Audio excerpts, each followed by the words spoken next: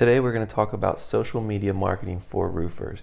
We're going to look at the ROI and compare different strategies for how to use your social media for roofing. If you're joining me for the first time, I was a roofer for 15 years. I've since started my own marketing company to help roofers get more leads from their website and other marketing platforms. So the first thing I would ask is, what's the ROI on your time? When you spend 30 minutes to an hour creating a post for your social media, that post only works for you for the next 24 to 48 hours, compared to if you were to create a blog on your website or a video on your YouTube channel. Those would continue to work for years to come because they would continue to show up when people search for your services and so on.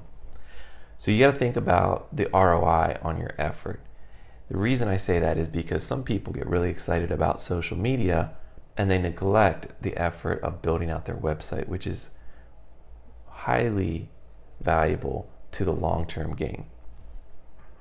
The next would be the difference between free posting and paid ads on your social media platform. Since you can post for free, obviously that's a great idea, always be posting. I would also encourage you to get your own personal brand as the owner of the company and post on there. But you don't have to be sales driven on your personal brand. You can just post fun photos or just interactive content so people see what you're doing during the day. You don't really have to promote yourself on your personal brand. Whereas on your company brand, that's where you would put out more info about your services. Now, when it comes to paid ads, I often hear people say how they started paid ads and then it didn't work, and so they stopped doing it. And so it's important to remember that a paid ad is a bit more tricky because there's a lot of facets that go into it. It's more than just putting money behind a post in order to make it work. You have to think about things like the image or the video. Is it going to catch somebody's attention when they're quickly scrolling through their feed? You have to think about the demographic that you're targeting, because you can be very specific down to location and lifestyle. And there's a lot that goes into that. So you may have tried one demographic and it didn't work, so perhaps it's good to try another demographic.